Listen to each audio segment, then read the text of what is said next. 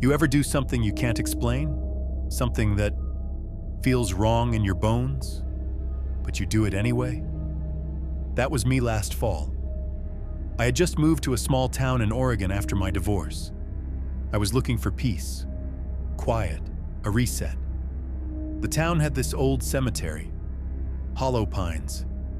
Creepy name, I know, but something about it drew me in.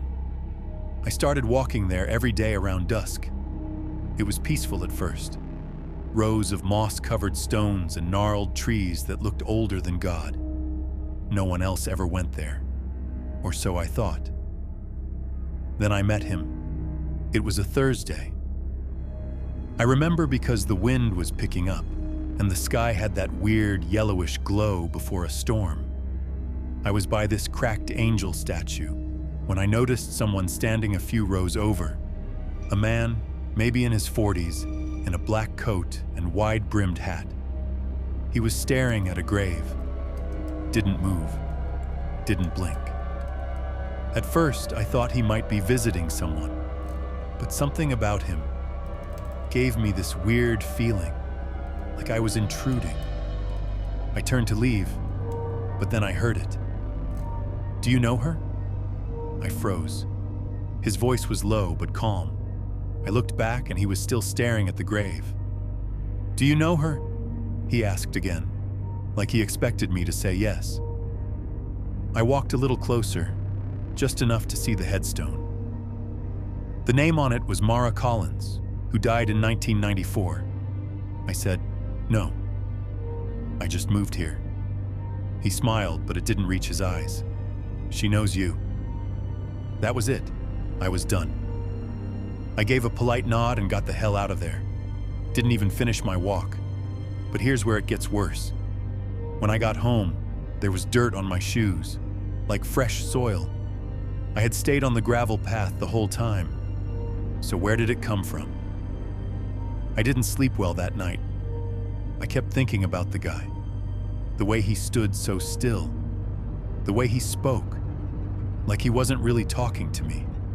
Or wasn't used to talking to people at all. The next day, I went back. I know, stupid. But I had to prove to myself it was just some weird guy.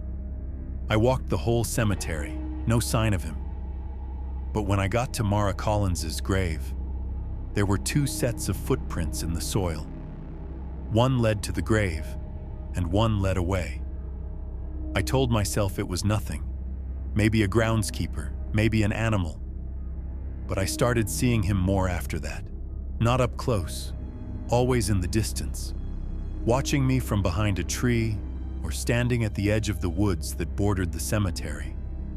And it wasn't just at the cemetery anymore. One night, I was brushing my teeth.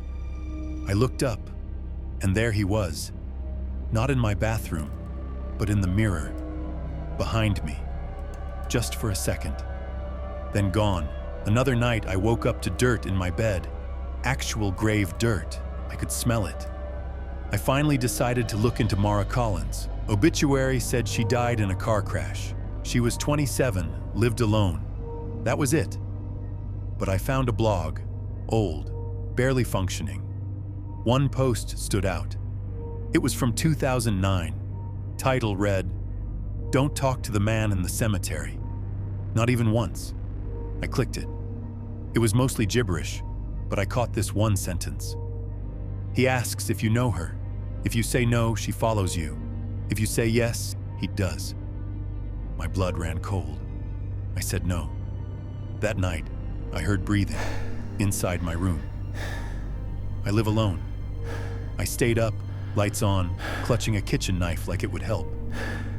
Around 3 a.m., the breathing stopped, but my front door creaked open. No footsteps, just the door.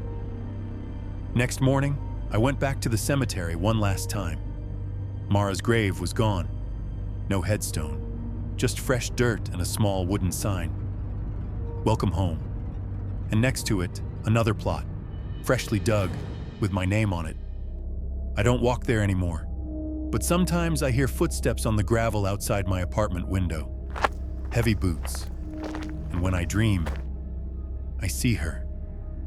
Mara, standing at the foot of my bed, smiling with dirt in her teeth.